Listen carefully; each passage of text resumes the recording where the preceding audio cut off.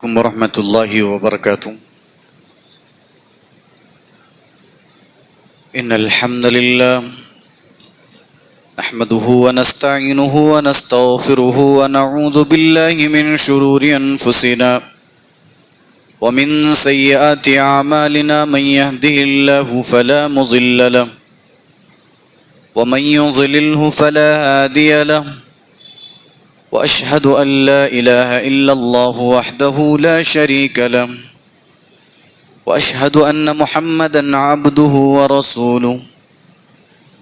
اما بعد فان اصدق الحديث كتاب الله، وخير الهدي هدي محمد صلى الله عليه وسلم، وشر الامور محدثاتها وكل محدثة بدعة، وكل بدعة ضلالة، وكل ضلالة في النار۔ قال الله تبارك وتعالى في القرآن الكريم والفرقان المجيد: أعوذ بالله من الشيطان الرجيم، بسم الله الرحمن الرحيم۔ واذكروا نعمة الله عليكم إذ كنتم أعداء فألف بين قلوبكم فأصبحتم بنعمته إخوانا۔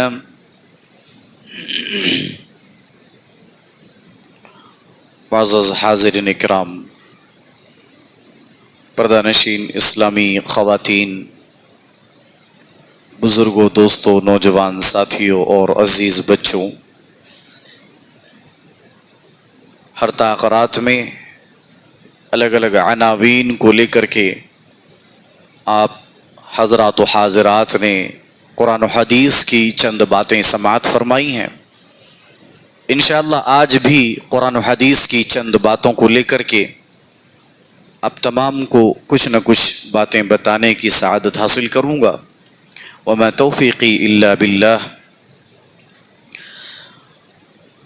ایک بڑا ہی حساس عنوان ہے اور اس کی بہت ضرورت بھی ہے، اور اس عنوان پر آئے دن ہم کبھی نہ کبھی کہیں نہ کہیں علماء اور خطباء سے تقاریر سنتے رہتے ہیں۔ عنوان ہے اصلاح معاشرہ، معاشرے کی اصلاح، اور یہ بڑا حساس عنوان ہے۔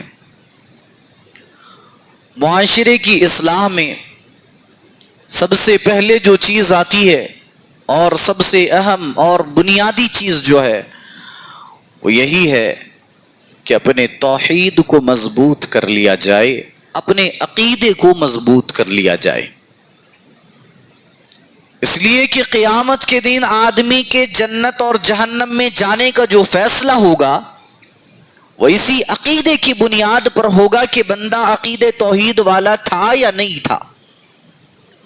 اگر عقیدہ درست تو اللہ تعالیٰ ہو سکتا ہے باقی گناہوں کو نظر انداز کر دے، کہے کہ بندے تیرا عقیدہ ٹھیک تھا، تیرا توحید ٹھیک تھا، ہم نے تجھے معاف کر دیا۔ اور اگر بندے کے عقیدے میں ذرہ برابر بگاڑ آ جائے، جی ذرہ برابر، ذرہ کس کو کہتے ہیں؟ معمولی سا سورج کی شعاعیں جب آتی ہیں تو گھر میں کوئی چھید ہو، اس چھید سے جب سورج کی شعاعیں پاس ہوں گی تو اس شعاؤں کے اندر، اس کرن کے اندر جو چھوٹے چھوٹے دھول نظر آتے ہیں، اس ایک دھول کے کण کو کہا جاتا ہے ذرہ۔ اگر آدمی کے عقیدے توحید کے اندر اس دھول کے برابر بھی اگر بگاڑ پیدا ہو گیا ہے تو اس کی بخشش نہیں ہوگی، اس کی معافی نہیں ہوگی۔ لہذا اپنے عقیدے کو درست کر لیں۔ ایک آدمی کا عقیدہ درست نہیں ہے، توحید درست نہیں ہے، اور وہ نمازیں پڑھ رہا ہے، روزے رکھ رہا ہے، حج کر رہا ہے، زکوٰۃ دے رہا ہے، دیگر عبادات کے کام کر رہا ہے، لیکن اس کی ساری عبادتیں اس کے منہ پہ مار دی جاتی ہیں کہ بندے پہلے تو اپنا عقیدہ ٹھیک کر لے، اس کے بعد ہم تیری عبادتوں کو دیکھیں گے۔ اس لیے کہ عقیدہ توحید ایک غلاف کی طرح ہے۔ اگر وہ خوبصورت ہے تو اندر کی عبادتیں دیکھی جائیں گی، وہی پھٹا پرانا ہے تو پھر اندر کی عبادتیں نہیں دیکھی جائیں گی۔ لہذا عقید توحید کو درست کریں۔ سب سے پہلی چیز جو ہے وہ یہی ہے کہ ہماری عورتیں بالخصوص اس بات پر توجہ دیں، بچہ پیدا ہوا، بڑا ہو گیا، اب وہ چلنا شروع کرے گا، جب وہ چلے گا تو چلتے چلتے وہ گرے گا۔ ڈائریکٹ کسی نے چلنا نہیں سیکھا ہے۔ ہم بھی جب چھوٹے چھوٹے تھے پہلے گھسیٹنا سیکھے، پھر گھسیٹتے گھسیٹتے دو ہاتھوں اور دو پیروں کا سہارا لے کر کے چلنے لگے، پھر تھوڑا بہت کھڑے ہوئے، چلتے چلتے چلتے چلتے گرنے لگ گئے۔ اس کا یہ مطلب نہیں ہے کہ بچہ ٹھوکر کھا کے گر رہا ہے تو چلو بابا کے پاس چلتے ہیں، چلو پیر کے پاس چلتے ہیں، چلو کسی مجاور کے پاس چلتے ہیں، چلو کوئی کالا دھاگا بندھوا کے لاتے ہیں۔ اس کا یہ مطلب ہرگز نہیں ہے۔ اور جب آدمی پریشانی میں مبتلا ہو جائے، پہلی بات، بچے کو اگر تکلیف ہو تو اس کو بابا کے پاس لے جانے کی ضرورت نہیں ہے، وہ گرتے گرتے سنبھل جائے گا۔ دوسری بات، پکار رہا ہے تو اللہ تعالیٰ کو پکارے، چاہے آپ کہیں بھی ہوں۔ ایک صحابی آئے اللہ کے رسول کے پاس، اے اللہ کے رسول صلی اللہ علیہ وسلم، آپ مجھے مختصراً بتا دیں توحید کیا ہے؟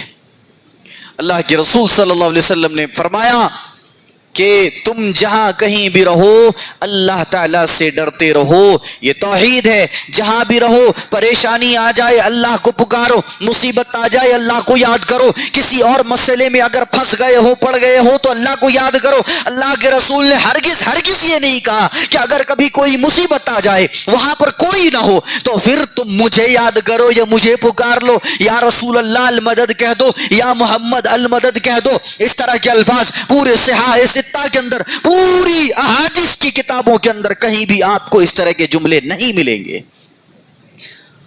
یہ عقیدہ توحید ہے، تو توحید کو مضبوطی سے تھامیں۔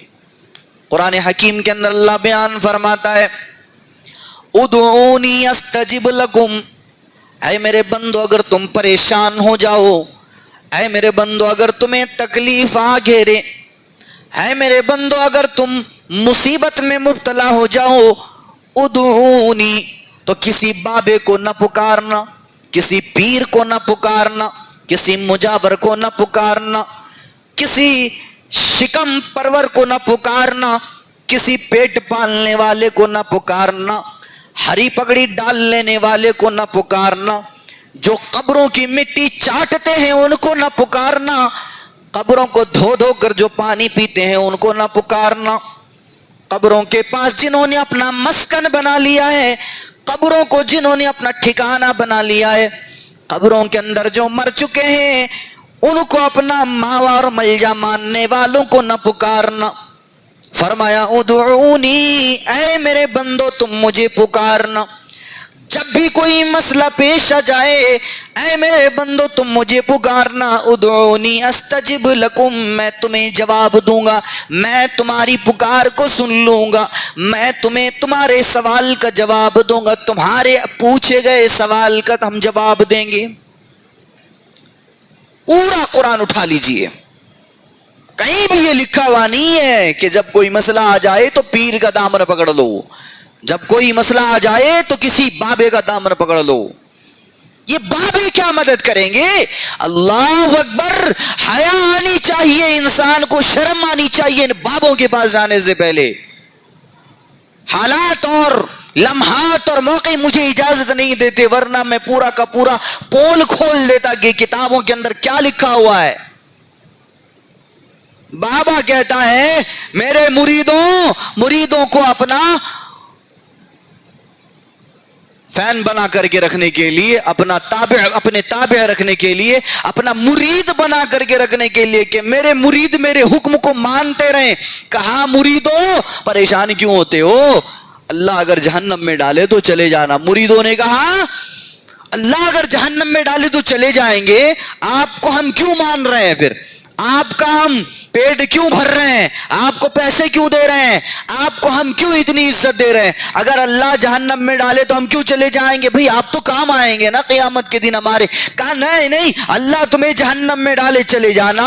جرت دیکھیے لکھنے والے کی اور بولنے والے کی کہ اگر اللہ تمہیں جہنم میں ڈالے تو چلے جانا, میں جہنم میں تھوک دوں گا, جہنم ٹھنڈی ہو جائے گی. کس کی جہنم؟ بابا کی جہنم. تھوک دوں گا جہنم ٹھنڈی ہو جائے گی. معلوم بھی ہے جہنم کیا چیز ہے, میں جذباتی ہو جاؤں گا اگر بولوں گا تو. جہنم کیا چیز ہے؟ فرمایا اگر جہنم کی ایک چنگاری زمین کے اوپر رہ جائے, کتنی بڑی بات. ہم لوگ گھروں میں گیس جلاتے ہیں, گیس جلانے سے پہلے ہم لائٹر کو دباتے ہیں. جب لائٹر کو دباتے ہیں تو لائٹر سے ایک چنگاری نکلتی ہے. فرمایا کہ جہنم کی ایک چنگاری اگر زمین پر گر جائے, اگر اس دنیا پر رہ جائے, ایک دو نہیں بلکہ پوری کی پوری دنیا کو جلا کر کے خاک کر دے, پوری کی پوری دنیا کو جلا کر کے خاک کر دے. کتنی بڑی بات ہے. ارے جس زمین پر ہم اناج اگاتے ہیں, جس زمین کو ہم زرخیز بنا کر کے اس سے فائدہ اٹھاتے ہیں, فرمایا گیا اگر جہنم کی ایک چنگاری زمین پر گر جائے, یہ زمین کسی کام کا نہیں, یہ بڑے بڑے محلات کسی کام کے نہیں, یہ بڑے بڑے گھر کسی کام کے نہیں, پوری کی پوری انسانیت ختم ہو جائے, پوری کی پوری آبادی ختم ہو جائے, پورا کا پورا کائنات تہس نہس ہو جائے. جہنم کی ایک چنگاری, ایک چنگاری کا مسئلہ یہ ہے. یہ بابا کیا بولتا ہے, میں جہنم میں تھوکوں گا جہنم ٹھنڈی ہو جائے گی. نعوذ باللہ من ذالک. یہ بابوں کے چکر میں نہ پڑیں. اچھا میں نے اسی چتر درگا میں آنے کے بعد ایک چیز میں نے سنا, کچھ لوگ بتا رہے تھے کہ کچھ کرواتے ہیں, اس کا کچھ نام لیا انہوں نے, کہا کہ یہ کروانا جائز ہے کیا؟ میں بولا یہ کیا ہے؟ بولنے لگے ایسا اگر کریں گے تو آدمی جنت میں جائے گا. کیا مر گیا, مرنے کے بعد کچھ عمل ہوتا ہے. آپ لوگوں کو معلوم ہوگا, کسی کو اگر معلوم ہو تو بتا سکتے ہیں. مرنے کے بعد کچھ عمل کیا جاتا ہے میت کے ساتھ, اور جب وہ عمل کر کے اس کو دفن کر دیا جاتا ہے, اب وہ ڈائریکٹ جنت. یہ کون کروائے گا عمل؟ یہ بابا کروائے گا, جو پیر بیٹھ کے ہے درگاہ میں وہ کروائے گا. اور ایسا اگر کوئی کروا لے تو اس کے جو بھی مرنے والے ہیں اس کو ڈائریکٹ جنت مل جائے گی. سوال جواب کوئی نہیں, کچھ نہیں اس سے پوچھا جائے گا, کتنا بھی گناہ کیا ہے کوئی مسئلہ نہیں, سب معاف. اور جب بابا یہ کرواتا ہے لاکھوں روپے چارج کرتا ہے. سمجھ میں نہیں آئی بات؟ بابا کروا رہا ہے تو لاکھوں روپے چارج کر رہا ہے. مطلب اس کا یہ ہے کہ وہ اپنا پیٹ بھرنا چاہ رہا ہے.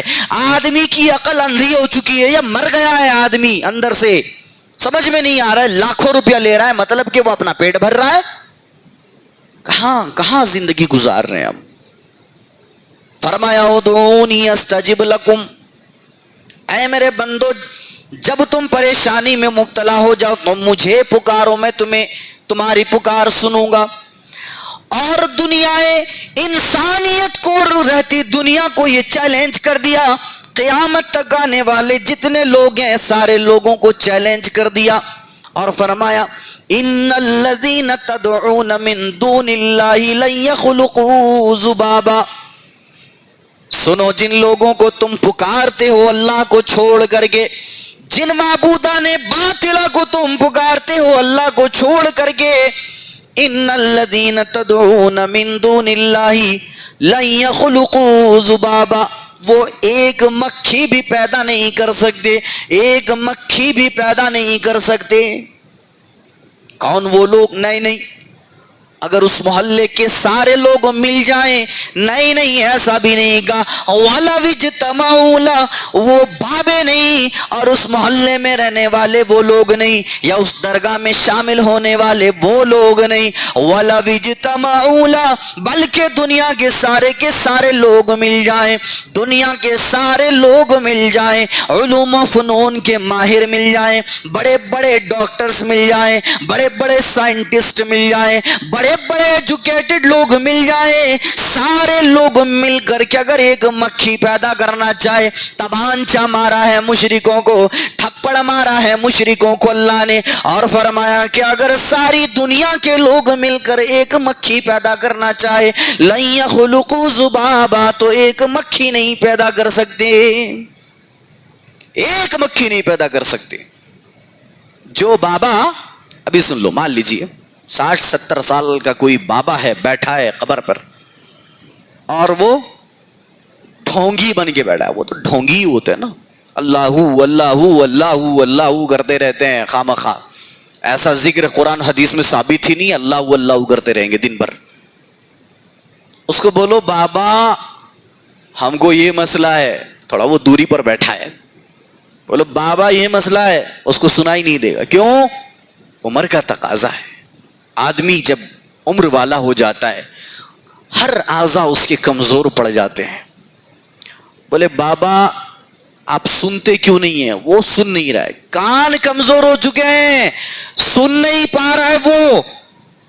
بولے قریب جا کر کے بابا تب سے میں چلا رہا ہوں سنائی نہیں دے رہا، او اصل میں دھیان میں ملوث تھا، سنائی نہیں دیا، توجہ نہیں دیا میں تمہاری طرف۔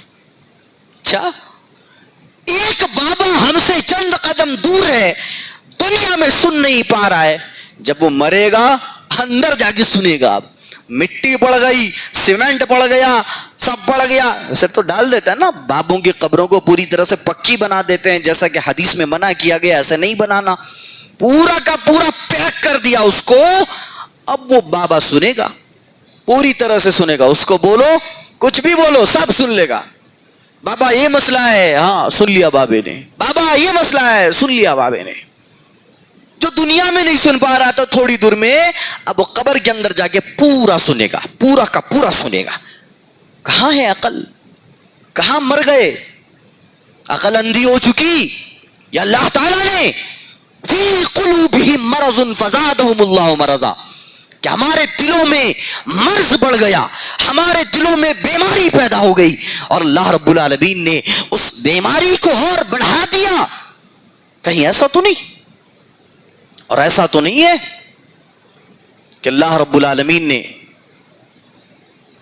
ہماری آنکھوں پر پٹیاں باندھ دی، ہماری عقلوں پر تالے لگا دیے، ہمارے دلوں پر مہر باندھ دیے، ہمارے کانوں کو بند کر دیا کہ اب قرآن اور حدیث کی کوئی بھی بات آئے ہم ماننے والے نہیں ہیں؟ کہ ایسا تو نہیں ہے۔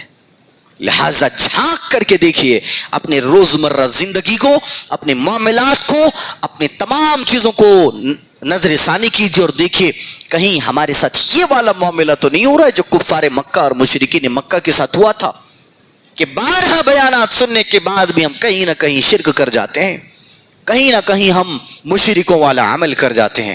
اگر کوئی آدمی ایسا کرتا ہے آج ہی توبہ کر لے، قدر والی رات ہے، توبہ کر لے کہ اللہ مجھ سے غلطی ہو گئی مجھے معاف کر دے۔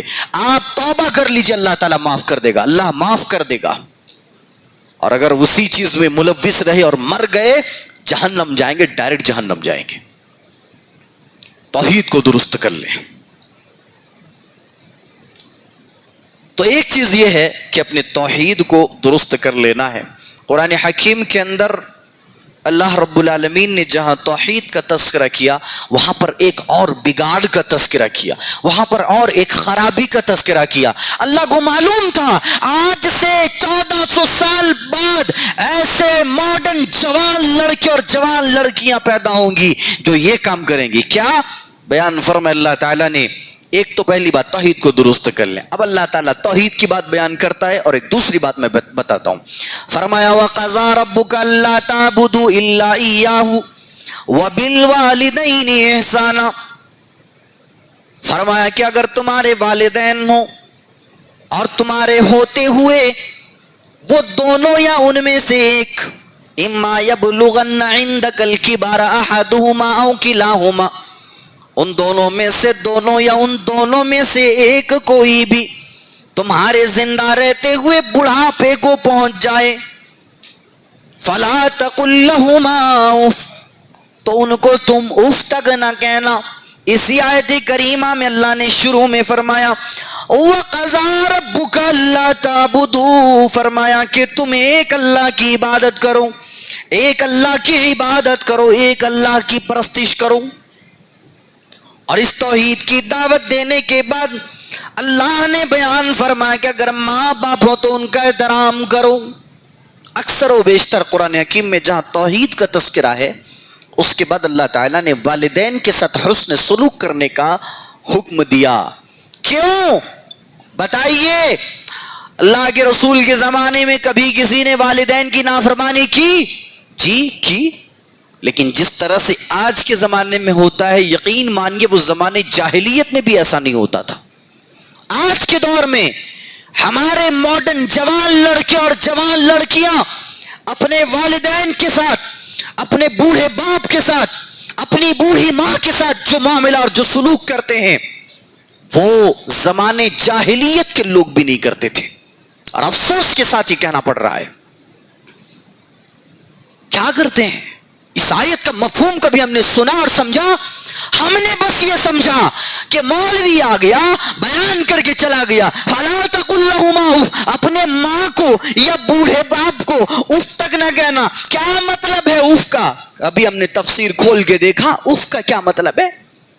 معلوم یہ ہو جانا چاہیے کہ عرب میں سب سے ہلکی ڈانٹ لگانے کے لیے، سب سے ہلکی ڈانٹ لگانے کے لیے لفظ اف کا استعمال کیا جاتا تھا، اور اللہ نے فرمایا فلا تقل لہما اف، اے میرے بندو جب تمہاری ماں بوڑھی ہو جائے یا تمہارا باپ بوڑھا ہو جائے یا دونوں میں سے کوئی بھی دونوں کے دونوں بڑھاپے کو پہنچ جائیں، فلا تقل لہما اف، تو کسی کو بھی تم اف تک نہیں کہنا، اف تک نہیں کہنا، ہلکی سی ڈانٹ بھی نہیں لگانا اپنی ماں کو یا اپنے باپ کو، ہلکی سی ڈانٹ نہیں لگانا۔ اور اف کا ایک معنی یہ بھی ہے، مان لیجیے آپ کچھ کام کر رہے ہیں، آپ لکھ ہی رہے ہیں، پڑھائی کر رہے ہیں، نوجوان لڑکا کالج میں آج پڑھ رہا ہے، قرآن حدیث سے نابلد اور ناواقف، اس کو یہ تک نہیں معلوم کہ ماں کیا چیز ہے اور باپ کیا چیز ہے، لکھ رہا ہے کالج کے اسائنمنٹس کمپلیٹ کر رہا ہے، باپ نے کہا بیٹا تھوڑا پانی لا کے دو، بیٹا لکھ رہا تھا،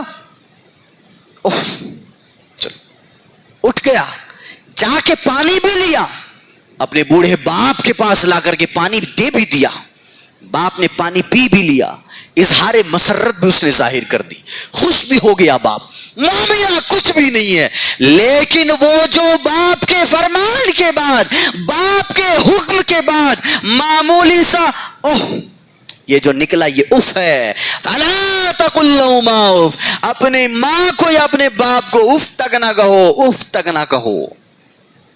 معلوم یہ ہو جانا چاہیے، ہم نے اپنی آنکھوں سے دیکھا ہے بنگال مرشد آباد کے اندر ایک آدمی نے اپنی ماں کو اپنے ہاتھ سے مارا، ایک آدمی نے اپنی ماں کو ہاتھ سے مارا، اس نے آج بھی اس زمانے میں وہ آج بھی اگر زندہ ہے تو میرا خیال ہے کہ وہ اپنے ہاتھ سے کوئی چھوٹی سی چیز پکڑ کے منہ تک نہیں لے جا پاتا ہے۔ ہم نے اپنی آنکھوں سے دیکھا اس زمانے میں نشان عبرت اللہ نے اس کو بنا دیا، اپنی ماں کو تو مارتا ہے، ہم تجھے جب تک تیری حیات رہے گی نشان عبرت بنا دیں گے۔ چھوٹا پیالہ لے کر کے وہ اپنے منہ کے قریب نہیں لے کے جا پاتا ہے، چھوٹا پیالہ، وہ چائے بھی پیتا ہے تو گلاس بھی پیتا ہے، پانی بھی پیتا ہے تو اس کے لیے بڑا سا گلاس بنا دیا گیا ہے، کھانا بھی ہاتھ ہلا ہلا کے منہ تک لے کے جاتا ہے۔ یہ نشان عبرت نہیں ہے؟ ماں باپ ایک عظیم سرمایہ ہے میرے بھائیوں، ماں باپ کوئی معمولی چیز نہیں ہے۔ آئے ہائے ہائے ہائے، وہ واقعہ اٹھائیے حضرت عمر فاروق کے زمانے میں ایک آدمی اپنی ماں کو، اپنی بوڑھی ماں کو اپنے پیٹ میں اٹھا کر کے عمرہ کر رہا تھا، عمرے کے دوران وہ طواف لگا رہا تھا خانے کعبہ کا، طواف لگاتے لگاتے حضرت عمر کے ساتھ ٹکرا جاتا ہے، حضرت عمر نے معاملے کو دیکھا اور دعائیں دی کہ اللہ تیرے ساتھ خیر کا معاملہ کرے، تو اپنی ماں کی بڑی خدمت کر رہا ہے۔ حضرت عمر رضی اللہ تعالیٰ عنہ نے کہا ماں کی بڑی خدمت کر رہا ہے، دعائیں دے اس کو۔ اب پتہ ہے وہ آدمی کیا کہتا ہے، امیر المومنین کیا میں نے اب بھی اپنی ماں کا حق ادا نہیں کیا؟ ذرا الفاظ کو سنیے اور لے کے جائیے آج کے اس تقریر سے۔ اے امیر المومنین کیا میں نے اپنی ماں کے حق کو ادا نہیں کیا؟ فرمایا تو نے ماں کے حق کو کیا ادا کیا؟ جب تو پیٹ میں تھا تیری ماں کو درد سی اٹھ اٹھ کے نکلتا تھا، اس کو درد ہوتا تھا، تکلیف میں رہتی تھی وہ جب تو پیٹ میں تھا، تجھے وہ 9 مہینے اپنے پیٹ میں لے کر کے پال پوس کر کے تیری پرورش کی، اور جب تو پیدا ہونے لگا ماں کے پیٹ سے جب تو نکلنے لگا باہر، تب تیری ماں چلا رہی تھی، کرا رہی تھی، تیری ماں آوازیں نکال رہی تھی، تیری ماں کے حلق سوکھ جا رہے تھے اور تیری ماں رو رہی تھی، تیری ماں آہو بکا کر رہی تھی، تیری ماں کی آہیں نکل رہی تھی۔ اے مرد، اے میرے ساتھی، تیری ماں نے جو پہلی بار آہ کر کے اپنی زبان سے اپنے منہ سے نکالا تھا، اس ایک آہ کا بھی تو نے حق ادا نہیں کیا، ایک آہ کا بھی تو نے حق ادا نہیں کیا۔ پوری زندگی کا کیا حق ادا کریں گے؟ آج تو معاملہ ایسا ہے، ماں ہے یا باپ ہے، بھائی کتنے 3 ہیں 4 ہیں 5 ہیں 6 ہیں، میں نہیں رکھتا تو رکھ لے، تو بڑا ہے۔ بڑا کہتا ہے میں نہیں رکھتا تو چھوٹا ہے، تو رکھ لے، میں بہت بزی آدمی، میری بیوی نہیں رکھتی بول رہی ہے، تو رکھ لے، تو ادھر جا، تو ادھر جا، تو ادھر جا، میں نہیں رکھتا، یہ ادھر چلا گیا وہ ادھر چلا گیا۔ اچھا کبھی کبھار جب معاملہ زیادہ خراب ہو جاتا ہے تو کیا کرتے ہیں، میرے پاس 7 دن رہے گی، تیرے پاس 7 دن رہے گی، میرے پاس 4 دن رہے گی، تیرے پاس 4 دن رہے گی، باری باری کر لیتے ہیں۔ اللہ اکبر، شرم آنی چاہیے، غیرت سے آدمی مر جائے۔ کیا کر رہا ہے یہ، باری باری کر رہا ہے۔ کبھی آپ بچپنے میں تھے، آپ چھوٹے تھے، کبھی آپ کے معاملے کو لے کر نہ آپ کی ماں نے نہ آپ کے باپ نے باری باری کا معاملہ کیا۔ آج جب آپ کے بازو مضبوط ہو گئے، آج جب آپ کی جوان عروج پر ہے، آج جب آپ طاقتور ہو گئے ہیں، باری باری کر رہے ہیں، جا تو 7 دن ادھر رہنا، 7 دن میرے پاس رہنا، 7 دن چھوٹے کے پاس رہنا۔ لا حول ولا قوت الا باللہ۔ ماں باپ ایک عظیم سرمایہ ہے، ان کی قدر کر لیجئے، ان کی قدر کر لیجئے۔ آج ہم پر مصیبتیں نہیں آ رہی ہیں، پریشانیاں نہیں آ رہی ہیں، اس کی سب سے بڑی وجہ یہ ہے، رکھیے ادھر، کہ اللہ کے رسول صلی اللہ علیہ وسلم نے دعا کی تھی اللہ تعالیٰ سے، اے اللہ، اے اللہ میری امت کو ایک بار میں ہلاک نہ کر دینا جیسے قوم لوط کو ایک بار میں ہلاک کر دیا گیا۔ اے اللہ میری امت کو آگ کے عذاب سے محفوظ رکھنا۔ اللہ رب العالمین نے امت محمدیہ کو آگ کے عذاب سے محفوظ کر دیا۔ ویسے اللہ رب العالمین نے آگ کی بارش نہیں نازل کی جیسا کہ مدین والوں پر آگ کی بارش نازل کی تھی، اور فرمایا کہ ان پر پتھروں کی برسات نہ کرنا، اللہ پتھروں کے عذاب سے بھی انہیں تو محفوظ رکھنا۔ یہ 3 دعائیں اللہ کے نبی صلی اللہ علیہ وسلم نے اپنی امت کے لیے کی تھی۔ یہی وجہ ہے کہ یہ امت بچی ہوئی ہے، ورنہ ہمارے جس طرح کرتوت ہے، ہمارے جس طرح اعمال ہیں، ہمارے جس طرح خصلتیں ہیں، کہ ہم کب کا ہلاک ہو جاتے ہیں، کب کا ہلاک ہو جاتے ہیں ہم۔ فرمایا کہ اے میرے نبی کریم، ہم آپ کی امت کو جھٹکے دیتے رہیں گے، بیچ بیچ میں ایک بار ہی ہلاک نہیں کریں گے، جھٹکے دیتے رہیں گے، اور اگر ان جھٹکوں سے یہ امت محمدیہ سیدھے راستے پر نہ آ پائی تو پھر ہم اس امت کو پوری طرح سے نیست و نابود کر دیں گے، ختم کر دیں گے، اور ان کی جگہ پر ان غیر مسلموں کو لا کر کے کھڑا کر دیں گے، ان کو ہم توفیق دیں گے کہ وہ اسلام قبول کریں، وہ مسلمان ہوں گے، اور وہ امت محمدیہ میں رہ کر کے اللہ کے دین کا کام کریں گے جو امت محمدیہ نہیں کر پائی۔ ہمارے معاملات بد سے بدترین ہو گئے ہیں، اصلاح کی بہت ضرورت ہے۔ فرمایا اللہ تعالیٰ نے وَاذْكُرُوا نِعْمَةَ اللَّهِ عَلَيْكُمْ إِذْ كُنْتُمْ أَعْدَاءً فَأَلَّفَ بَيْنَ قُلُوبِكُمْ فَأَصْبَحْتُمْ بِنِعْمَتِهِ إِخْوَانًا. ہے میرے بندو وَاذْكُرُوا نِعْمَةَ اللَّهِ عَلَيْكُمْ، اللہ کی نعمت کو تم یاد کرو، اللہ کی نعمت کو یاد کرو. اذ کنتم اعداء فالف بین قلوبکم، اے میرے بندو اللہ کی نعمت کو یاد کرو کہ تم پہلے دشمن تھے، آپس میں عداوتیں تمہارے موجود تھیں، ایک دوسرے کے خلاف تم کھڑے ہو جایا کرتے تھے. اٹھائیے تاریخ کی کتابیں اور دیکھیے کہ کس طرح سے لوگ ایک دوسرے کے خلاف دشمنیاں پال کے رکھا کرتے تھے، ایک دوسرے کے خلاف دلوں میں عداوتیں بھر کے رکھا کرتے تھے، ایک دوسرے کے خلاف دلوں میں نفرتیں پیدا کر کے رکھتے تھے. فرمایا وَاذْكُرُوا نِعْمَةَ اللَّهِ عَلَيْكُمْ إِذْ كُنْتُمْ أَعْدَاءً، دوسرے ایک دوسرے کے خلاف تمہارے دلوں میں نفرتیں ہوا کرتی تھی.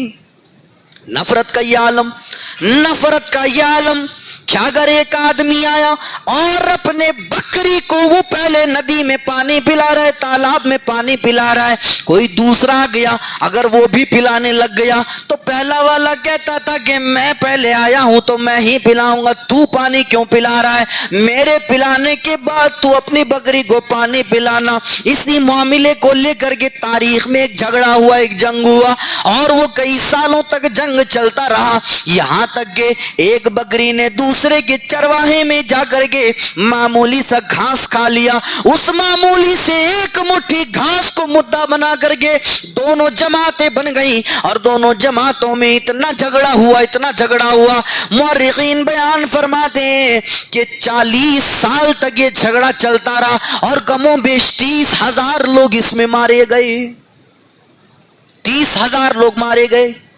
اذ کنتم اعداء فالف بین قلوبکم، اے میرے بندو تمہارے درمیان نفرتیں ایسی تھیں، تمہارے درمیان عداوتیں ایسی تھیں، تمہارے درمیان بغض اور عناد ایسے تھا، دشمنیاں ایسے تھیں. فالف بین قلوبکم، میرے بندو ہم نے تمہارے دلوں میں محبت کو ڈال دیا، تمہارے دلوں میں الفت کو پیدا کر دیا، ہم نے تمہارے دلوں میں پیار اور اخوت کو ڈال دیا. فَأَلَّفَ بَيْنَ قُلُوبِكُمْ فَأَصْبَحْتُمْ بِنِعْمَتِهِ إِخْوَانًا، اور اللہ کی نعمت سے، اللہ کی رحمت سے تم آپس میں بھائی بھائی بن گئے.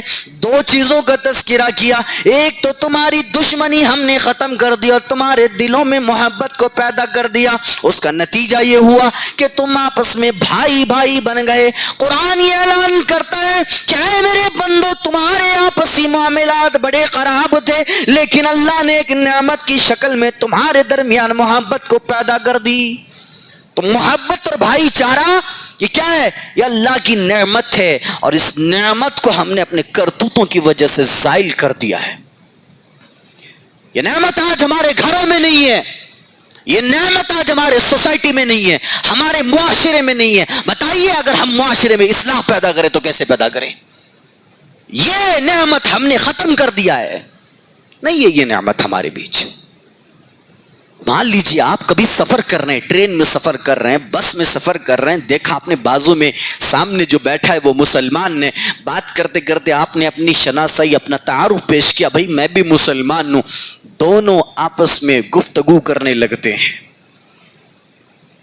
ایک مسلمان ایک دوسرے مسلمان سے کیسے معاملہ رکھتا ہے، کیسے اس کے ساتھ محبت سے پیش آتا ہے. ٹرین کہیں رکتی ہے، یہ جناب پانی لینے کے لیے اترتے ہیں تو سامنے والا مسلمان اس کے سامان کی دیکھ بھالی کر دیتا ہے. وہ جناب سو رہا ہے تو یہ جناب سامنے والے سونے والے کے سامان کو دیکھ رہا ہے کہ کہیں کوئی اٹھا کے نہ لے جائے. دونوں رات میں سو گئے، اس کی نیند کھلتی ہے، اپنے سامان دیکھتا ہے، سامنے والے کے بھی سامان دیکھ لیتا ہے. یہ اٹھتا ہے، یہ بھی ویسے ہی کرتا ہے.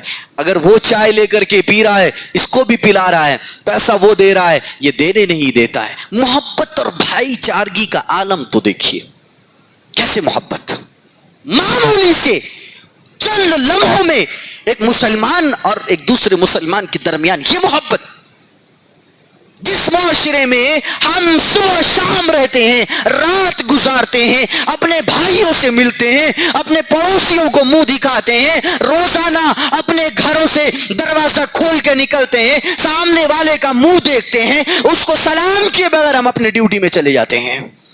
یہ ہے ہمارا اسلام. بازو میں جو ہمارے بازو ایک غیر مسلم بھائی رہتا ہے، وہ دیکھے گا کیا بولے گا، کیا بولے گا، وہ کیا سوچے گا. یہ دیکھو اپنے اسلام پر ناز اور فخر کرنے والے، اپنے اسلام پر بڑائی کو ظاہر کرنے والے، اپنے اسلام کو لے کر کے ہمیشہ ایٹیٹیوڈ میں رہنے والے، یہ مسلمانوں کا حال ہے. یہ لوگ ہم کو اسلام کی دعوت دیں گے؟ جو صبح اٹھ کر کے اپنے ڈیوٹی میں جانے سے پہلے اپنے پڑوسی کا منہ دیکھتا ہے، اس کو سلام تک نہیں کرتا ہے. کیا ایک غیر مسلم اس چیز سے نہ واقف و نہ بلد ہے کہ مسلمانوں میں جب ملاقات کرتے ہیں تو سلام کرتے ہیں؟ نہیں جانتا ہے. ایک مسلم، ایک غیر مسلم، ایک کافر، ایک مشرک یہ جانتا ہے یا نہیں جانتا ہے؟ جانتا ہے. وہ دیکھ رہا ہے کہ صبح اٹھتا ہے، جاتا ہے، سلام نہیں کرتا، آتا ہے، سلام نہیں کرتا، آمنا سامنا ہوتا ہے، گفتگو نہیں ہوتی، آمنا سامنا ہو رہا ہے، خبر خیریت نہیں ہو رہی ہے. یہ حال ہم نے اپنے معاشرے کا بنا رکھا ہے. یہ ہے ہمارا معاشرہ. مسلم معاشرہ اس کو کہتے ہیں. یہ ہے ہمارا مسلم معاشرہ. ہم کیا سبق دے رہے ہیں معاشرے میں رہ کر کے؟ کیا درس دے رہے ہیں لوگوں کو؟ یہ درس دے رہے ہیں، یاد رکھیں آج آپ اپنی کانوں کو کھول کر سن رہے ہیں، اور اس بات کو سننے کے بعد بھی اگر یہی حال رہا، قیامت کے دن اللہ تعالیٰ پوچھے گا میرے بندے میں نے تمہارے دلوں میں اخوت اور محبت ڈال دی تھی، اس اخوت اور محبت کا تم نے کیا کیا؟ یہ تم نے درس دیا تھا ہم نے اپنے بازو والے غیر مسلم کو، یہ درس دیا تھا تم نے. یہ سوال اللہ تعالیٰ کرے گا، اور اس سوال کا جواب دینا پڑے گا. جب تک جواب نہیں دیں گے، لا تزال قدم ابن آدم یوم القیامہ، آپ کے قدم ہلیں گے نہیں، ہل نہیں پائیں گے. وہاں کھڑے رہو، چپ چاپ کھڑے رہو، خاموش کھڑے رہو، اور کھڑے رہنا پڑے گا وہاں پر. معاشرے کے اندر اصلاح مولوی کے بیانات سے نہیں آئیں گے. کتنے بیانات دیے جائیں، گھنٹوں گھنٹوں، ڈیڑھ گھنٹے، دو گھنٹے بیانات علماء کے دے کر کے چلے جاتے ہیں. آپ لوگ سنتے ہیں کیا ایک معمولی 1.5 2 گھنٹے بیان سے معاشرے کے اندر اصلاح پیدا ہو جائے گا؟ آپ میں سے جتنے لوگ یہاں پر بیٹھے ہیں، آپ میں سے الگ الگ لوگ الگ الگ علاقے سے ہیں. کوئی نہرو نگر کا ہے، کوئی کہیں اور کا ہے، کوئی کہیں اور کا ہے. بہرکیف الگ الگ علاقوں سے آپ لوگ یہاں پر آئے ہوئے ہیں. اصلاح آپ لوگ اپنے اپنے محلوں میں جا کر کے کریں گے. مولوی کا کام ہے بیان کر دینا، بیان کر دیا. اب آپ لوگ سننے کے بعد عمل کی کوشش کریں گے انشاءاللہ. اپنے معاشرے کے اندر اصلاح کو پیدا کرنے کے لیے ایک اہم اور ضروری بات یہ ہے، جھگڑوں کو دور کیجئے، اختلافات دور کیجئے، اخوت اور بھائی چارگی کو قائم کیجئے. کیوں؟ اس لیے کہ فرمایا المسلم اخو المسلم، کہ مسلمان ایک مسلمان کا بھائی ہے، مسلمان آپس میں بھائی بھائی ہیں. اور بیان فرمایا کہ ایک مسلمان اپنے مسلمان کا بھائی، اور کیسا بھائی ہے؟ ایک مسلمان اپنے مسلمان کا ایسا بھائی ہے کہ اس کا اگر خونی بھائی بھی موجود ہو، اس کا اگر اپنا رشتہ دار بھائی بھی موجود ہو، اس بھائی سے بھی زیادہ اہم اور عزت والا ایک مسلمان نے. مان لیجیے زید ہے، اس کا بھائی عمرو ہے، لیکن عمرو نماز نہیں پڑھتا، روزے نہیں رکھتا، دیگر نیکی کے کام نہیں کرتا. بکر بھی ہے، بکر بھی بڑا اچھا نیک آدمی ہے، متقی آدمی ہے. زید اور بکر جس طرح سے بھائی ہیں، اس طرح سے یہ عمرو بھائی نہیں بن سکتا. کیوں؟ اب دلیل میں دوں گا انشاءاللہ. فرمایا کہ ایک مسلمان دوسرے مسلمان کا بھائی ہے، معاشرے میں ایک مسلمان کو دوسرے مسلمان سے مل جل کر کے رہنا چاہیے. اختلاف کو ختم کرنا, اختلاف کو دور کرنا, یہ کتنا ضروری اور کتنی اہم بات ہے. بیان فرمایا گیا, ایک صحابی رسول لائے, اے اللہ کے رسول صلی اللہ علیہ وسلم, ایکون المومن جبانا, اے اللہ کے رسول کیا ایک مومن کمزور ہو سکتا ہے, کیا ایک مومن بزدل ہو سکتا ہے؟ فرمایا قال نعم, ہاں ہاں ایک مومن بزدل ہو سکتا ہے. ایکون المومن بخیلا, اے اللہ کے رسول ایک مومن اگر بزدل ہو سکتا ہے تو کیا ایک مومن بخیل ہو سکتا ہے؟ ایک مومن کنجوس ہو سکتا ہے؟ فرمایا نعم, ہاں ہاں ایک مومن کنجوس بھی ہو سکتا ہے. ایکون المومن کذابا, اے اللہ کے رسول اگر ایک مومن بخیل ہو سکتا ہے, ایک مومن بزدل ہو سکتا ہے, تو کیا اللہ کے رسول ایکون المومن کذابا, ایک مومن جھوٹا ہو سکتا ہے؟ فرمایا نہیں نہیں, جھوٹا نہیں ہو سکتا, ایک مومن جھوٹا نہیں ہو سکتا. مومن کی یہ شان ہی نہیں ہے کہ وہ جھوٹ بولے. لیکن فرمایا گیا, حدیث اٹھائیے اور دیکھیے, اگر دو مسلمانوں کے درمیان اختلاف پیدا ہو جائے, دو مسلمانوں کے درمیان اختلاف ہو جائے, دو مسلمانوں کے درمیان نفرت پیدا ہو جائے, دونوں کے درمیان بگاڑ پیدا ہو جائے, فرمایا کہ اگر جھوٹ بول کر کے دونوں کو ملا سکتے ہو تو جھوٹ بول کر کے دونوں کو ملا دو. اسی جھوٹ کے بارے میں فرمایا مدنی کائنات نے, مدنی رسول نے فرمایا کہ اے لوگو, جو آدمی جھوٹ بولتا ہے فرشتے اس جھوٹ کی بدبو سے اس سے میلوں دور ہو جاتے ہیں. ایک مومن جھوٹ نہیں بول سکتا, اس لیے کہ جائیے دنیا کے جتنے مولوی ہیں, جتنے علماء ہیں, ان سے پوچھئے کہ جھوٹ بولنا کیسا گناہ ہے. کوئی مولوی یہ نہیں کہے گا کہ جھوٹ بولنا چھوٹا گناہ ہے, کوئی مولوی یہ نہیں کہے گا کہ جھوٹ بولنا صغیرہ گناہ ہے, بلکہ تمام امت کا اجماع ہے کہ جھوٹ بولنا ایک بڑا گناہ ہے, کبیرہ گناہ ہے. لیکن فرمایا ایک مسلمان اور دوسرے مسلمان کے درمیان اگر محبت کو پیدا کرنا ہو, اگر اختلاف کو دور کر کے, نفرت کو دور کر کے اخوت پیدا کرنا ہو, اور اگر ضرورت پڑ رہی ہے جھوٹ بولنے کی, تو جاؤ, شریعت تمہیں جھوٹ بولنے کی اجازت دے رہی ہے. اب آپ سمجھ رہے ہیں اختلاف کتنی خراب چیز ہے اور محبت کتنی اہم ترین چیز ہے, محبت کتنی بڑی چیز ہے. خالی سن سن کے آدمی بہرا ہو گیا ہے, تقریر سن سن کے بہرا ہو گیا ہے. خالی سنو, بس خالی سنتے رہو. اپنے گھر میں, اپنے خاندان میں, اپنے کنبے میں اختلاف موجود ہے, اس کو ٹھیک کرنے کے لیے آدمی تیار نہیں ہے.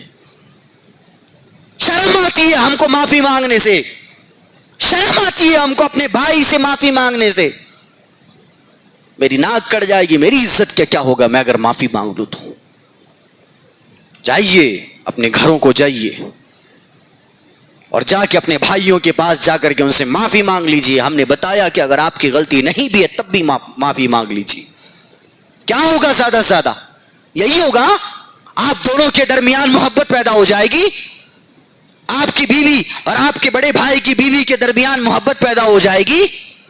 آپ کے بچے, آپ کے بھتیجے سب مل جل کر کے رہیں گے. کیا ہوگا؟ بڑا بھائی اگر کچھ لے کے آ رہا ہے بازار سے, آپ کے بچوں کے لیے بھی لا کر کے دے گا. بتائیے کتنا اچھا اور خوبصورت ماحول. یہ ماحول ہم لوگ پیدا کرنے کے لیے تیار نہیں ہے, اس لیے کہ ہماری ناک کٹ کے گر جائے گی. اصلاح پیدا کر لیجیے میرے بھائیوں. یہ اختلاف کے چکر میں ہم اپنی دنیا برباد کر رہے ہیں, اپنی زندگی برباد کر رہے ہیں, اپنے وقت کو برباد کر رہے ہیں. یہی نہیں بلکہ ہم اپنی آخرت کو بھی برباد کر رہے ہیں, اور اس کا کوئی فائدہ نہیں ہے. یہ دنیا ختم ہو جائے گی اور سب مر جائیں گے, سب مٹ جائے گا. میں بتا ہی رہا تھا, ایمانی رشتہ ایک رشتے والا بھائی سے, خونی رشتے سے زیادہ بڑھ کر ہوتا ہے. جی, ایمانی رشتہ خونی رشتے سے زیادہ بڑھ کر ہوتا ہے. مان لیجئے ایک نوجوان لڑکا ہے, نماز پڑھتا ہے, روزے رکھتا ہے, حج کرتا ہے, ساری نیکی کے کام کرتا ہے, میرا بھائی ہے, وہ میرا بھائی ہے. اور میرا خونی بھائی نماز نہیں، روزے نہیں، دیگر نیکی کے کام نہیں کرتا، میں اس سے زیادہ اس نوجوان بھائی کا احترام کروں گا، اور اس کا احترام اس لیے کروں گا کیونکہ یہ میرا ایک اسلامی اور دینی بھائی ہے، دینی بھائی کا مرتبہ زیادہ ہے۔ اٹھائیے وہ واقعہ، غزوہ بدر کے اندر 70 قیدیوں کو لے کے آئے، 70 لوگوں کو قیدی بنا کر کے لائے۔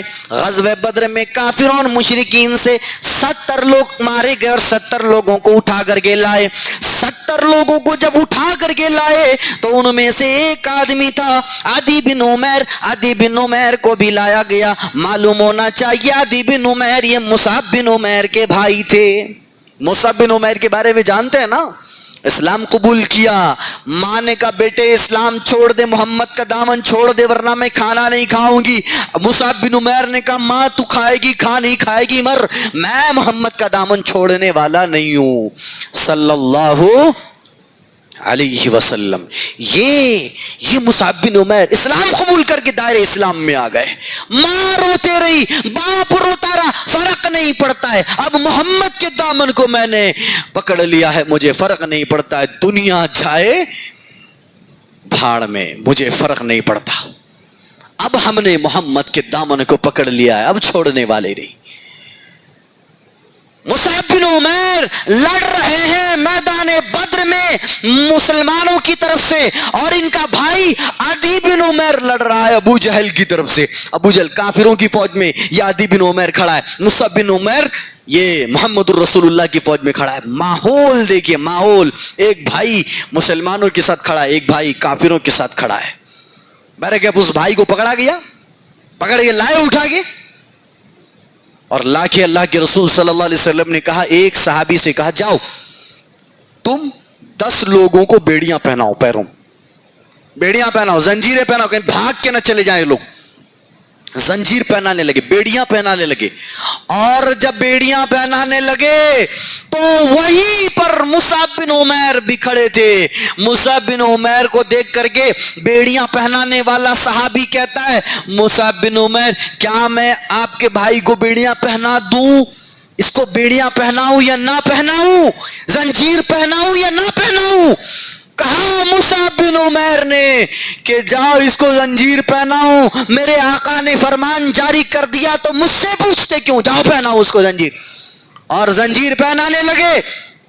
حضرت مصعب بن عمیر باقی قیدیوں کو چھوڑ کر کے اپنے بھائی کے پاس کھڑے ہیں، اور زنجیر پہنانے والے سے کہہ رہے ہیں تھوڑا اچھے سے باندھو، کس کے باندھو، ٹائٹ کر کے باندھو، یہ لوہے کی میخ سے اور لوہے کی کیل سے یہ زنجیروں کو توڑنے کی مہارت رکھتا ہے، اور یہ زنجیروں کو توڑنے میں ماہر ہے، لہذا اس کے پیروں کو، اس کے ہاتھوں کو اچھے سے کس کے باندھو کہ یہ ہل نہ پائے۔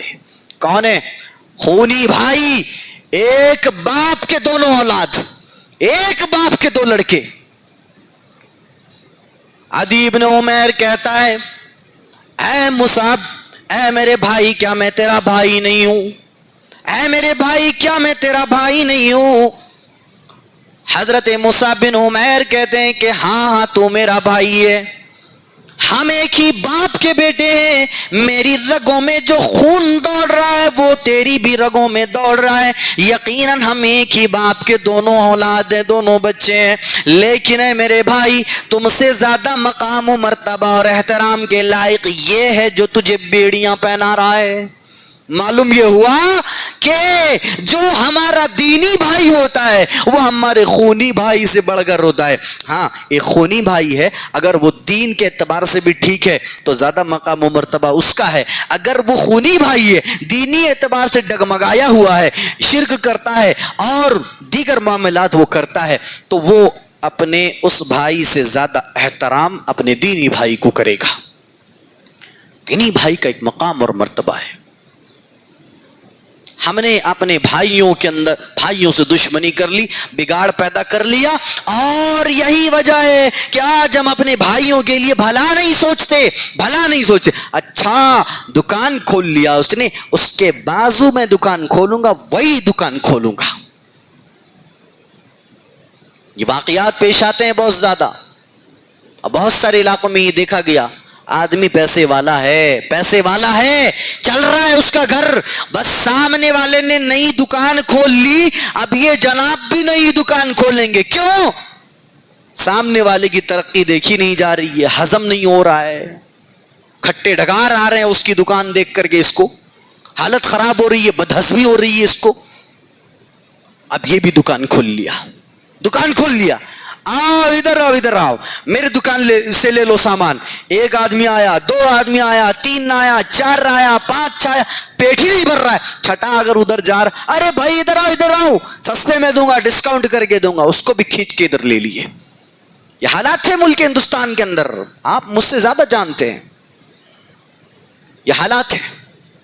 حافظ ابن کثیر رحمہ اللہ نے البدایہ والنہایہ کے اندر ایک واقعہ لکھا ہے کہ 2 صحابی تھے، دونوں کا کپڑے کا دکان تھا، دونوں نے کپڑے کے دکان دے رکھے تھے. ایک صحابی نے وہیں پر دکان دی اور بازو والے نے، اور ایک صحابی نے وہیں پر بازو میں دکان دے دی. دونوں کے کپڑے کے دکان نے اٹھائی، البدایہ والنہایہ کے اندر موجود ہے. صحابی رسول کپڑا بیچ رہے ہیں، ایک آدمی آیا کپڑا خرید لیا، خرید کر کے وہ چلا گیا. دوسرا آدمی آیا، دوسرے نے بھی کپڑا خریدا اور کپڑا خرید کے وہ چلا گیا. تیسرا آدمی آیا، تیسرا بھی وہیں پر کپڑا خریدنے کے لیے آ گیا. جب چوتھا آیا تو صحابی رسول نے سوچا میرے گھر میں میری بیوی ہے، میرے بچے ہیں، میرے بیوی اور میرے بچوں کو کھلانے پلانے کے لیے اتنا روپیہ کافی ہے. چوتھا والا جو آدمی کپڑا لینے کے لیے آیا، اس سے کہا کہ جو کپڑا تمہیں چاہیے وہ میرے پاس موجود نہیں ہے، جاؤ سامنے والے کے پاس چلے جاؤ، اس کے پاس جاؤ، یہ کپڑا اس کے پاس مجھ سے زیادہ بہتر ملے گا، زیادہ بہتر کوالٹی میں اس کے پاس موجود ہے. آج ہم اس واقعے کو اپنے سامنے رکھیں اور دیکھیں کہ اس واقعے کی پیش نظر، اس واقعے کی مد نظر ہم لوگ کہاں ہیں، ہم کو کہاں رہنا چاہیے اور ہم لوگ کیا کر رہے ہیں. کتنا کھائیں گے بھائی، کتنا کھائیں گے، پیٹ پھاڑ لیں گے کھا کھا کے. ایک گائے مر گئی، مان لیجئے گائے مر گئی، کتا اس کے پیچھے لگ گیا محلے کا، کھا رہا ہے گوشت مری ہوئے گائے کا. اور جب وہ گوشت کھا رہا ہے، کتنا کھائے گا ایک کتا؟ 2 kg، 3 kg، 4 kg، مان لو 5 kg اس کتے نے گوشت کھا لی. معاف کیجیے گا مجھے یہ مثال دینی پڑ رہی ہے. 5 kg اس کتے نے گوشت کھا لیا. اب کیا کرے گا؟ اب کھا پائے گا، جتنا کیپیسٹی ہے اتنا ہی تو کھا پائے گا، جتنی صلاحیت اتنا ہی کھائے گا، اس سے زیادہ تو نہیں کھا پائے گا. لیکن اس کے پڑا ہے کتنا، 80-90 kg کا، 100 kg کا پورا گائے پڑا ہوا ہے، پورا کا پورا بیل پڑا ہوا ہے، کھا پائے گا 5 kg. لیکن جو باقی کے محلے کے کتے آ رہے ہیں ان کو بھونک بھونک کے بھگا رہا ہے، بھاگو یہاں سے، بھونک بھونک کے بھگا رہا ہے یہاں. کیوں؟ ہم کو چاہیے، ہم کھا کے پیٹ پھاڑ لیں گے. بتائیے مسلمانوں کی حالت اس کتے جیسی نہیں ہے؟ نہیں ہے. ہم کو ہی چاہیے، ہم کھا کھا کے پیٹ پھاڑ لیں گے، لیکن سامنے والے کو نہیں دیں گے، کسی بھی حال میں نہیں دیں گے، کسی بھی اعتبار سے نہیں دیں گے. ایسے لوگ بھی معاشرے کے اندر موجود ہیں، ایسے لوگ بھی موجود ہیں معاشرے کے اندر. بھائی اپنے بھائی کا خیال کرو، اپنے بھائی کا خیال کرو. فرمایا نبی کریم صلی اللہ علیہ وسلم نے، وہ آدمی مومن نہیں ہے، وہ آدمی مومن نہیں ہے، وہ آدمی مومن نہیں ہے. 3 مرتبہ فرمایا. صحابہ نے پوچھا اے اللہ کے رسول کون مومن نہیں ہے؟ اللہ کے رسول نے فرمایا کہ ایک آدمی پیٹ بھر کر کے کھانا کھا لے اور سو جائے، اور اس کا پڑوسی بھوکا رہے، کھانا بھی نہ کھائے اور بھوکا وہ اپنے بستر پہ لیٹ جائے اور سو جائے. اس آدمی کو اپنے آپ کو مومن اور مسلمان کہلانے کا کوئی حق نہیں ہے. جس کا پڑوسی بھوکا رہ جائے، کھا رہے کھائیے، منع نہیں ہے، پراپرٹیاں جمع کر رہے جمع کیجئے، کوئی مسئلہ نہیں ہے، لیکن کم از کم اپنے پڑوسی کا خیال کر لیں، اپنے بھائی کا خیال کر لیں، اپنے اعز و اقربا کا خیال کر لیں، اپنے رشتہ داروں کا خیال کر لیں. دیکھیں وہ لوگ کیا ہیں، کیا کر رہے ہیں، پوچھ لیں ان کو. آج ہم لوگ پیسہ بٹورنے میں اتنا حد سے تجاوز کر گئے ہیں، حلال و حرام کی تمیز نہیں ہے، حلال و حرام کی تمیز نہیں ہے. صحابی رسول کھڑے ہوئے، اے اللہ کے رسول صلی اللہ علیہ وسلم آپ میرے لیے دعا کیجئے، ادعو اللہ یجعلنی مستجاب الدعوہ، اے اللہ کے رسول آپ میرے لیے دعا فرما دیجئے کہ اللہ تعالیٰ مجھے مستجاب الدعوات بنا دے. مستجاب الدعوات کہا جاتا ہے اس انسان کو جس کی دعا رد نہیں کی جاتی ہے، جس کی دعا اللہ تعالیٰ ڈائریکٹ سنتا ہے. اے اللہ کے رسول میرے لیے دعا فرما دیجئے کہ اللہ تعالیٰ مجھے مستجاب الدعوات بنا دے. یعنی اے نبی کریم میں کوئی بھی دعا کروں اللہ تعالیٰ میری دعا کو قبول فرما لے.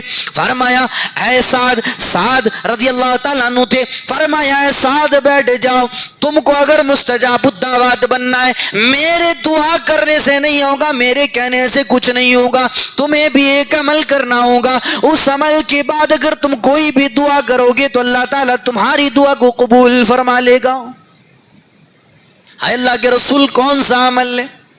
فرمایا کہ اپنے کھانے پینے کو پاک کر لو، اپنے کھانے کو حلال کر لو، جو بھی کھاؤ حلال کمائی سے لیا ہوا کھانا ہو، جو بھی کھاؤ حلال چیز کھاؤ، حلال کمائی سے خریدا ہوا سامان ہو. لہٰذا اگر تم یہ کرتے ہو اللہ تعالیٰ تمہیں مستجاب الدعوات بنا دے گا. آج اگر ہماری دعائیں قبول نہیں ہو رہی ہیں تو اس کی سب سے بڑی اور بنیادی وجہ یہی ہے کہ ہم نے حرام کھانا شروع کر دیا.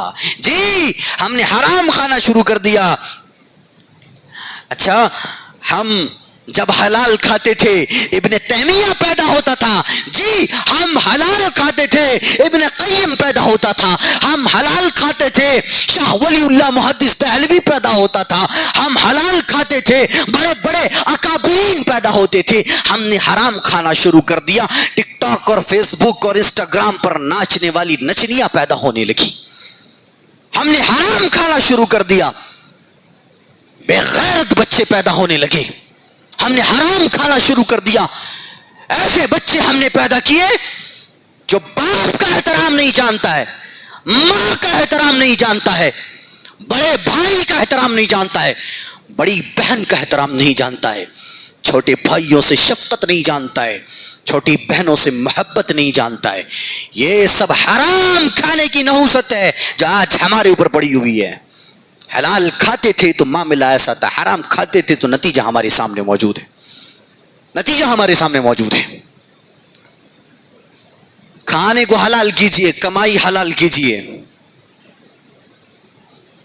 فرمایا گیا حلال و حرام کے معاملے میں حضرت ابو بکر رضی اللہ تعالیٰ عنہ کتنے حساس صحابی تھے. ارے کہا گیا نا قرآن کے اندر فاتقوا اللہ ما استطعتم، اللہ سے ڈرو اپنی استطاعت کے مطابق. آپ جتنا اللہ سے ڈر سکتے ہیں اتنا ہی تو ڈریں گے، اتنا ہی تو ڈریں گے. صحابہ تھے روتے تھے، آنکھوں سے آنسو نکلتا تھا. ایک صحابی تھے اتنا آنسو نکلا، اتنا آنسو نکلا، اتنا آنسو نکلا، آنکھوں کے نیچے گٹھے پڑ گئے تھے، آنکھوں کے نیچے گٹھے پڑ گئے، اتنا آنسو بہایا. ہمارے آنسو بہیں گے؟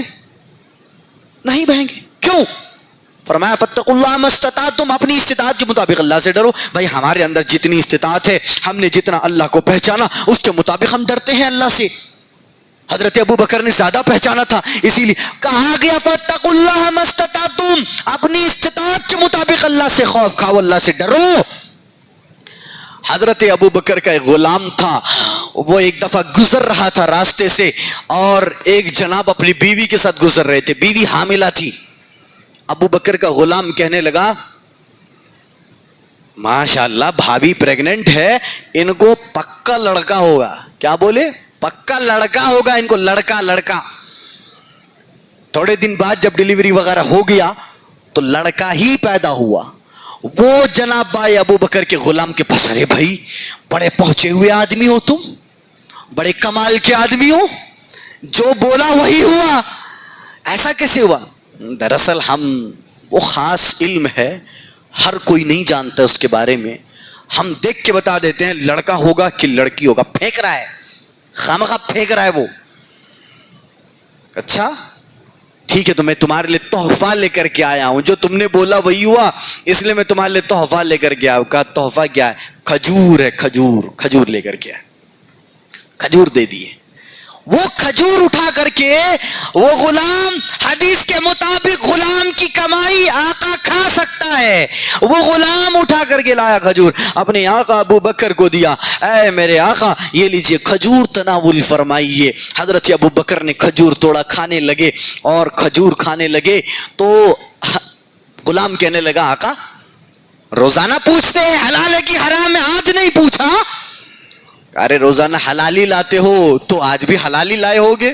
تو غلام کہنے لگا آقا آج ہی حلال کا نہیں ہے، آج ہی حرام کا ہے۔ کہا آج حرام کا لائے ہو؟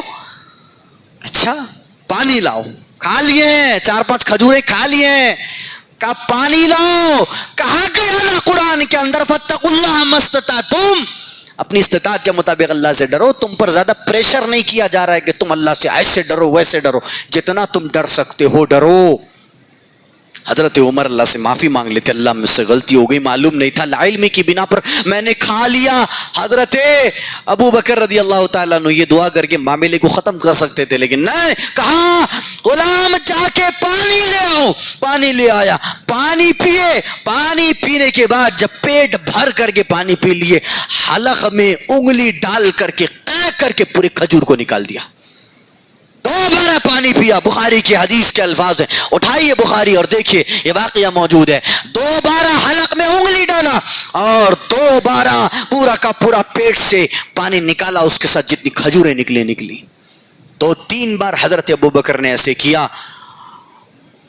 اور پھر کہا کہ اللہ غلطی ہو گئی، میں نے لا علمی کی بنیاد پر یہ حرام کے چند کھجور کے ٹکڑے میں نے کھا لیے تھے، اللہ غلطی ہو گئی مجھ سے۔ یہ واقعہ اپنے نظروں کے سامنے رکھیے اور دیکھیے کہ آج ہم کہاں پر کھڑے ہیں، ہم کون سی جگہ پر کھڑے ہیں، ہمارا کیا معاملہ ہے حلال و حرام کے معاملے میں۔ لہذا اس چیز کو مد نظر رکھیں اور اپنے اندر اصلاح پیدا کیجیے، حرام سے باز آ جائیے۔ مسلمانوں کا ایک بہت بڑا طبقہ، اکثریت کہہ لیں یا اقلیت کہہ لیں، بہرکہ مسلمان اس گناہ میں مبتلا ہیں کہ مسلمان سود کھانا شروع کر دیے، جی سود کھانا شروع کر دیے، جبکہ حدیث کے اندر یہ فرمان وارد ہے سود کھانے والا اپنی ماں کے ساتھ زنا کرتا ہے، جی اپنی ماں کے ساتھ وہ زنا کرتا ہے سود کھانے والا۔ الفاظ بڑے کڑوے ہیں۔ سود کے معاملے میں ہمارے استاد محترم نے تقریر کی اور تقریر کے بعد ان کے اوپر پابندی لگا دی گئی، جی پابندی لگا دی گئی، اس مولوی کو دوبارہ ممبر پہ کھڑا مت کرنا، اس لیے کہ سود کے بارے میں بولتا ہے۔ یہ سود حرام ہے شریعت کے اندر، کسی کو برا لگے، کسی کو خراب لگ رہا ہے لگے تو لگے، میرا کام ہے آئینہ دکھانا، جس کو برا لگے وہ راستے سے ہٹ جائے۔ سود کھانا حرام ہے اور اللہ تعالیٰ نے بیان فرمایا کہ جو آدمی سود کھاتا ہے وہ تیار ہو جائے اللہ اور اس کے رسول سے جنگ کرنے کے لیے تیار ہو جائے۔ اللہ اکبر! بتائیے کوئی آدمی اگر اللہ اور اس کے رسول سے جنگ کرنے کے لیے تیاری کرے، کیا وہ اللہ اور اس کے رسول سے جنگ کر سکتا ہے؟ کیا وہ اللہ اور اس کے رسول سے جنگ کرنے کے قابل ہے وہ کر سکتا ہے جنگ؟ فرمایا اگر تم میں سے کوئی سود کھا رہا ہے وہ اللہ اور اس کے رسول سے جنگ کرنے کے لیے تیار ہو جائے۔ سود ایک حرام چیز ہے۔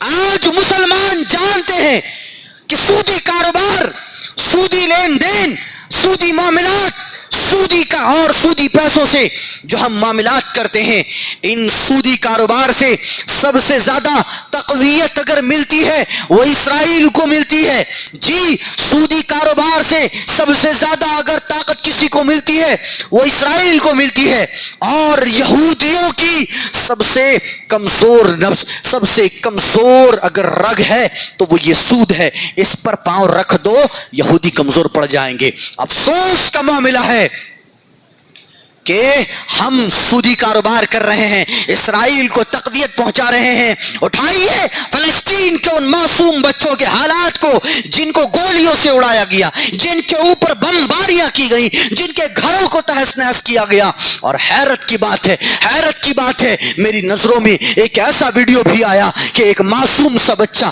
بیٹھا ہے اور مارے بھوک کے وہ گھاس توڑ کر کے، پتے توڑ کر کے وہ کھا رہا ہے۔ ہم کو شرم نہیں آتی آتی سودی کاروبار کرتے ہوئے؟ ہم کو حیا نہیں آتی سودی کاروبار کرتے ہوئے؟ کون سی زندگی گزار رہے ہیں، کون سی دنیا میں ہم جی رہے ہیں؟ ہم نے فلسطینیوں کے ساتھ یہ معاملہ کیا، معلوم ہے سودی کاروبار سے ان کو نقصان پہنچے گا، پھر بھی ہم سودی کاروبار سے نہیں رکتے۔ ہو جائے جو ہونا ہے، ہو جائے جو ہونا ہے، ہم کو کیا ہو رہا ہے؟ ہم تو آرام سے گدے میں سو رہے ہیں، ہمارے پاس تو نرم گرم بستر ہے، ہم تو اچھا کھا رہے ہیں اور پی رہے ہیں۔ ہم نے ان فلسطینیوں کو شہید کروانے میں سب سے بڑا کردار مسلمانوں نے بھی نبھایا ہے۔ لہذا جو اسرائیلی پروڈکٹس ہیں ان سے باز آ جائیے اور سودی کاروبار سے باز آ جائیے کہ ان فلسطین کے بچوں پر، ان فلسطین کی عورتوں پر، ان فلسطین کے معصوم چھوٹے چھوٹے بچے، ہائے اللہ، جن کو دیکھ کر کے گود میں اٹھا کر کے ان کو پیار کرنے کا دل کرتا ہے، اتنے خوبصورت خوبصورت بچے اور پیارے پیارے بچے، ہم نے ان کے ساتھ یہ معاملہ کیا۔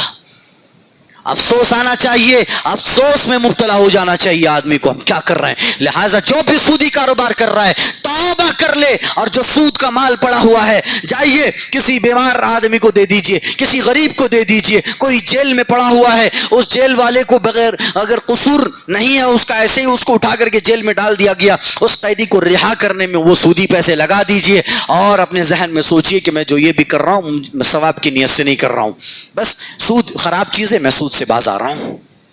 اب سود سے باز آ جائیے، اللہ تعالیٰ خوب برکت دے گا، خوب برکت دے گا۔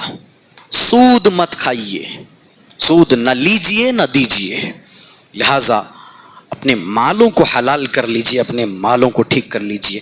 اسی طرح سے ایک آخری بات میں بتاتا ہوں، یہ مالوں کے چکر میں ہی مسلمان اتنے مبتلا ہو گئے، اتنے اس مال کے فتنے میں مبتلا ہو گئے۔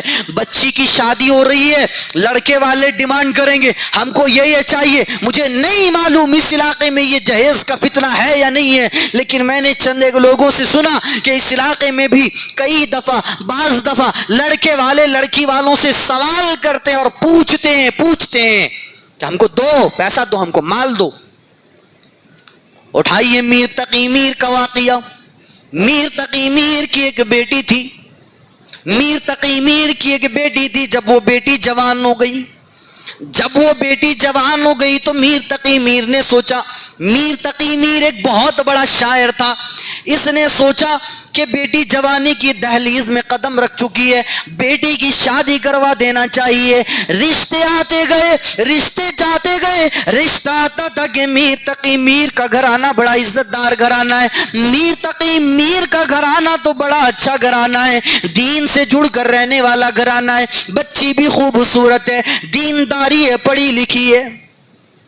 بات ہو جاتی ہے میر، ٹھیک ہے تمہاری بچی ہمیں پسند ہے، سارا معاملہ فائنل ہو جاتا، کہا جاتا ہے میر بتاؤ تو ذرا دہیج میں کیا دو گے، بتاؤ ذرا جہیز میں تم نے کون کون سا سامان تیار کر رکھا ہے۔ میر تقی میر کہتا کہ میں تو غریب آدمی ہوں، میں تو کوئی بھی جہیز کا سامان نہیں دے سکتا۔ لوگ چلے جاتے، بھلا تم اگر جہیز کا سامان نہیں دے سکتے تو ہم تمہارے ساتھ اپنا رشتہ کیوں کروائے۔ لوگ چلے جاتے تھے، ایک دفعہ کافی دنوں بعد ایک رشتہ آیا، بار بار رشتے آتے اور چلے جاتے تھے، ایک رشتہ آیا، میر تقی میر نے اپنے گھر کو، جس نے وہ بنایا تھا اپنا گھر، اس گھر کو گروی میں رکھ دیتا ہے، اس گھر کو گروی میں رکھ دیتا ہے، اور گروی میں رکھ کر وہ پیسہ لیتا ہے، پیسہ لینے کے بعد وہ ان پیسوں سے اپنے بیٹی کے لیے جہیز کا سامان تیار کرتا ہے۔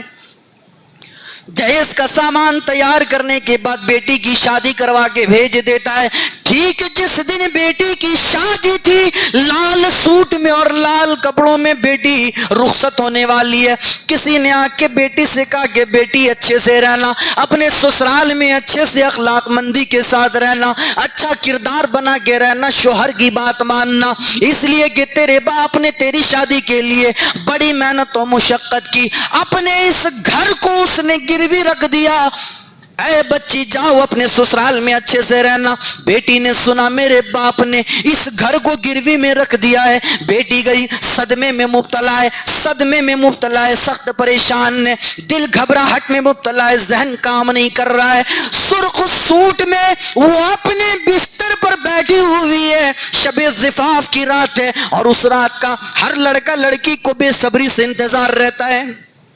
لڑکی بیٹھی ہے اور اپنے شوہر کا انتظار نہیں کر رہی ہے، بلکہ وہ یہ سوچ رہی ہے کہ ہائے میرے ابو جنہوں نے اپنی پوری زندگی بھر کی کمائی کر کے انہوں نے ایک گھر بنایا تھا، اس گھر کو بھی گروی میں رکھ دیا۔ میر تقی میر کی بیٹی کو کہا گیا کہ اے میر تقی میر کی بیٹی، تیرے باپ نے تیرے گھر کو بسانے کے لیے اپنا گھر اجاڑ دیا۔ میر تقی میر کی بیٹی رات بھر یہ سوچتی رہی، اپنے شوہر کو ہاتھ تک لگانے نہیں دیتی ہے اور ایسے ہی سو جاتی ہے۔ دونوں میاں بیوی سو گئے۔ صبح ہونے سے پہلے میر تقی میر کی بیٹی کو سخت صدمہ پہنچتا ہے، اور سخت صدمہ پہنچنے کے بعد اس کو دل کا اٹیک پڑتا ہے، دل کا دورہ پڑتا ہے، اور اسی دل کے دورے میں میر تقی میر کی بیٹی اس دنیا سے رخصت ہو جاتی ہے، وہ انتقال کر جاتی ہے، وہ مر جاتی ہے۔ صبح فجر کی نماز کے بعد میر تقی میر کو کہا گیا کہ تیری بیٹی اس دار فانی سے کوچ کر گئی ہے، تیری بیٹی انتقال کر چکی ہے۔ میر تقی میر جلدی سے اپنی بیٹی کے سسرال لایا، آ کے اپنی بیٹی کو دیکھ رہا ہے، دیکھا چارپائی پر لیٹی ہوئی ہے، آیا اور دیکھا کہ سفید کپڑا اس کے اوپر اڑا دیا گیا ہے۔ آ کے کیا دیکھتا ہے، میر تقی میر کے آنے سے پہلے اس کے سسرال والوں نے، بیٹی کے سسرال والے اتنے لالچی تھے کہ اس لڑکی کے جسم سے سرخ سوٹ بھی اتار لیا۔